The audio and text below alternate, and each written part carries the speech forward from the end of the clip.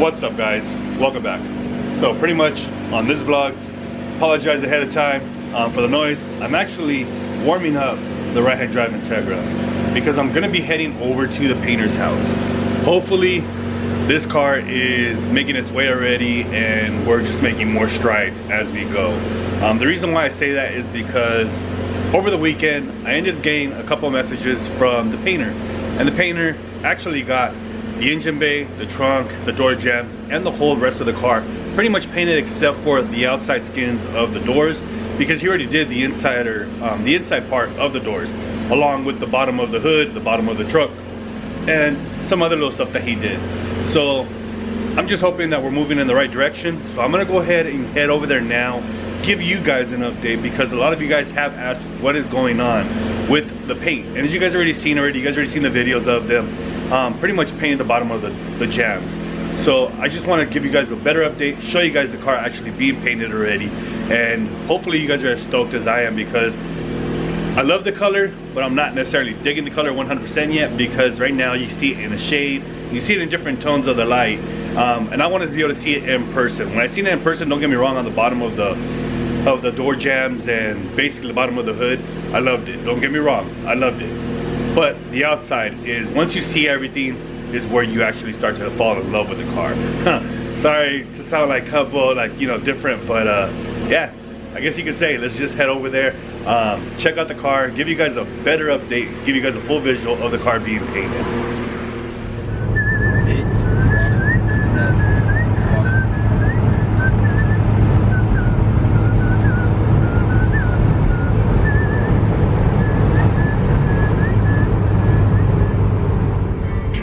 Seguirá sonando Sopita Justin Morales, el puro rancho humilde.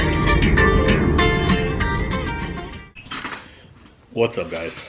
So technically it's been a few days since I went to go get an update of the vehicle, and unfortunately, guys, I was severely let down. I'm gonna go ahead and show you guys some videos. Unfortunately, in this video, it's just gonna be explanation of what's going on. So if you guys don't want to see all that, I just want to let you know ahead of time. Thank you guys for watching, and like and subscribe, I guess, right?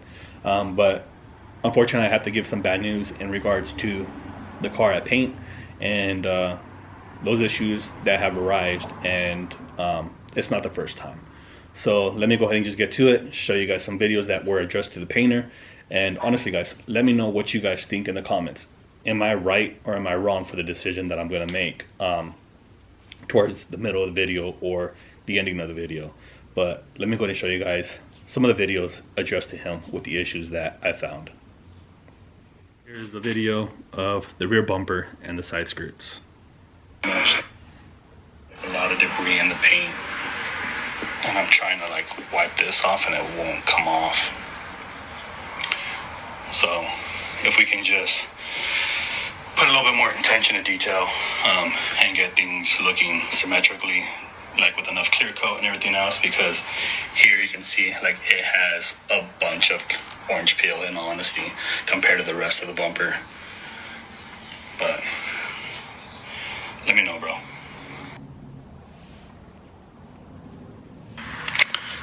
So this is a side skirt, and you can see where this hard line is at. It's all run of paint, and that's not water or anything like that. See, it's all clear coat or paint, but it kind of looks like clear coat, in honesty. But it looks like here it has no coverage whatsoever, and this is going to be seen when we do open the door jambs and stuff like that.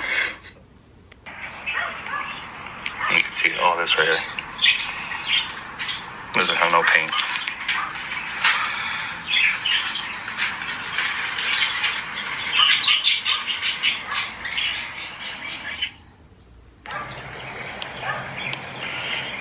Main issue, real big issue, is this corner. Yeah.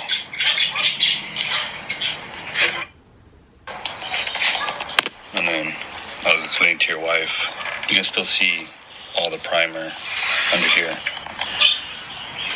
So it's not enough coats.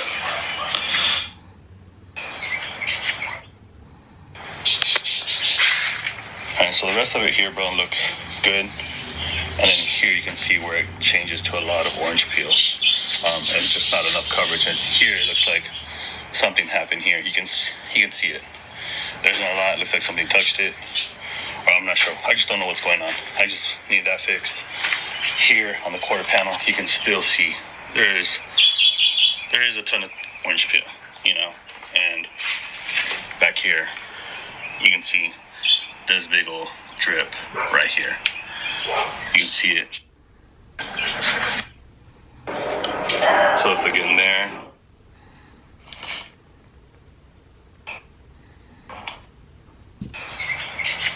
And you can see the orange peel here. And this is all I was saying was, you know, paint these on the bottom. So that way when it lifts up, you can see it painted on the bottom of the trunk.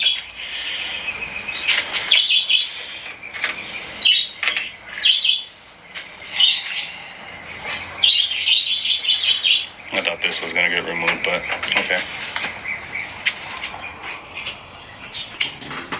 So pretty much, let me know what you guys think of the work that's being done.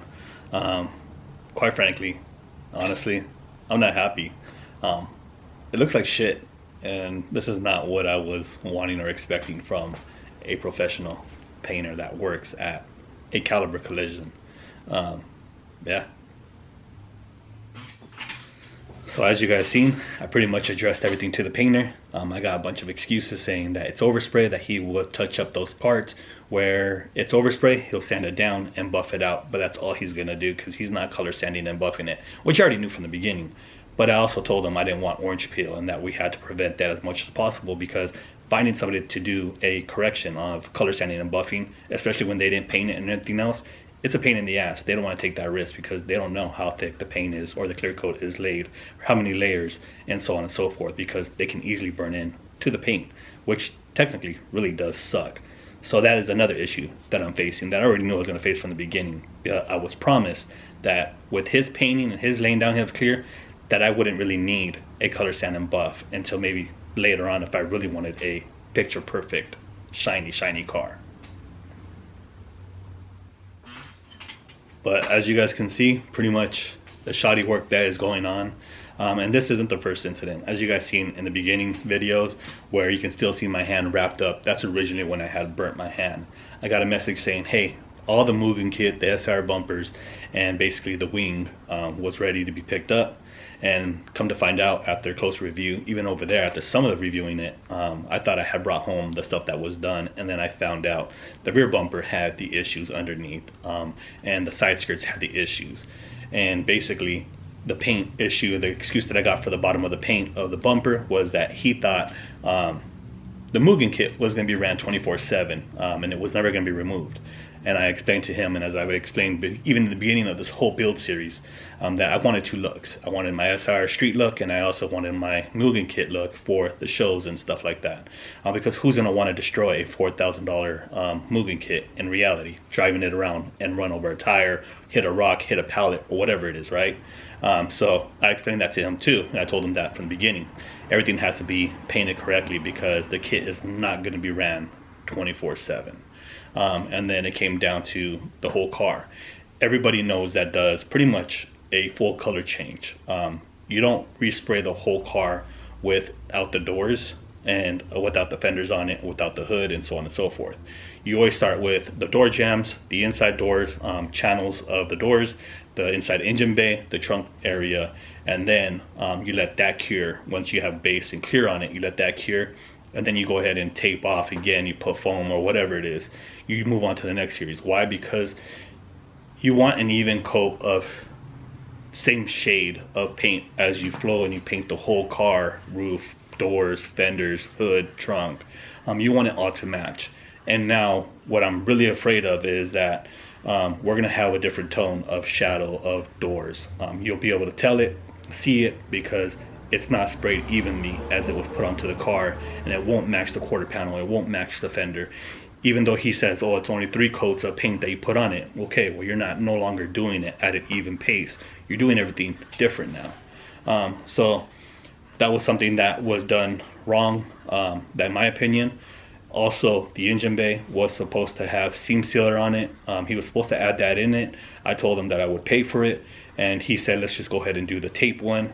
Well, that never happened. As you can see, pretty much there is no seam sealer in it. It needs a seam sealer on certain areas. I didn't want to do a full shave, even though I know I removed a lot of it. I did it to make sure that the body work was even, so that way when we did re-seam seal it, all that would be covered, all the other sections would be covered to help prevent any rust or any moisture getting in between the two layers of the metal. If I would have known I was going to get this, I honestly would have just welded it all together and did the body work like that. But I didn't want a full show quality paint job. Why? Because I am going to hit this, I am going to drive this car pretty hard. I'm going to drive it on the street. I am going to drive it at events, try it here and there, and basically just have some fun with it and drive it as much as possible, even when I'm going to shows out of state or out of up north or whatever. So basically, you've seen all the issues, you've seen everything that's going on, and unfortunately this is the dilemma that I'm facing now. I'm honestly really contemplating on pulling this car because things are not getting done correctly.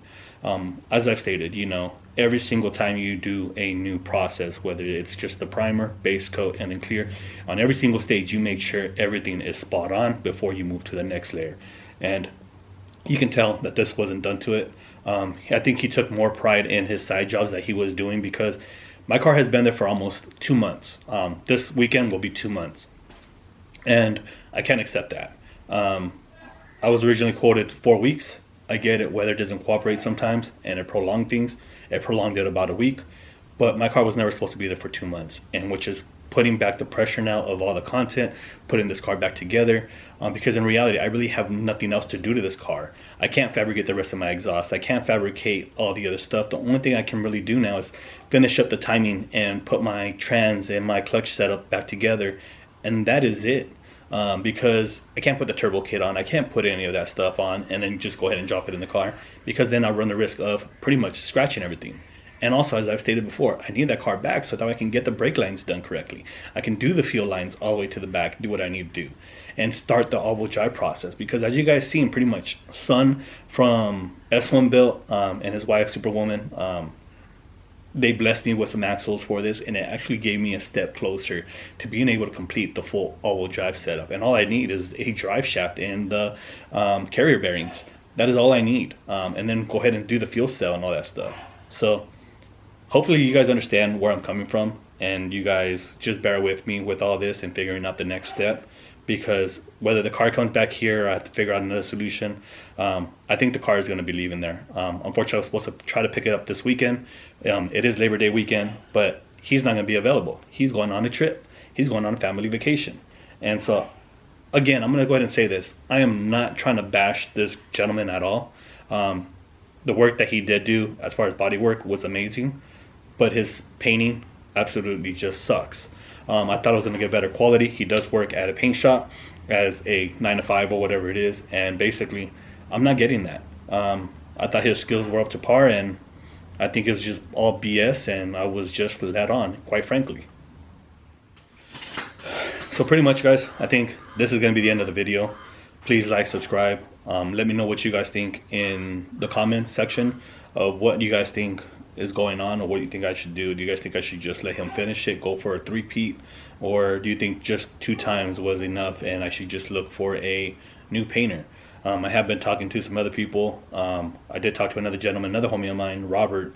He does work at Caliber Collision also, right?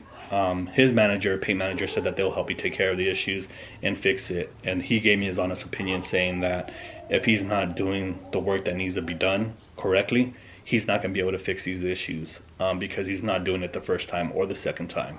So I'm really contemplating on just pulling it. My wife right now is kind of pissed off at me, because she told me from the beginning, go ahead and just try painting the car yourself. Give yourself that experience, like Dana, you know, like even coming down to the wrapping. She said, give yourself that experience, learn something, you know. I was afraid to tackle it. Why? Because number one, HOA and other stuff, you know what I mean? I don't have the room for it in my garage. I could make a small booth, but I just didn't really want to deal with HOA anymore. As you guys already seen, I've been dealing with them for a lot of issues already, and I didn't want to bring something up to have more BS come up on top of me. So hopefully we find a solution to it. Hopefully I can figure out the next process. But I will most definitely keep you guys updated. Hopefully it's a better update than this. And again, guys, thank you guys for watching. Please like, subscribe, and we'll catch you guys on the next one. Till next time, guys.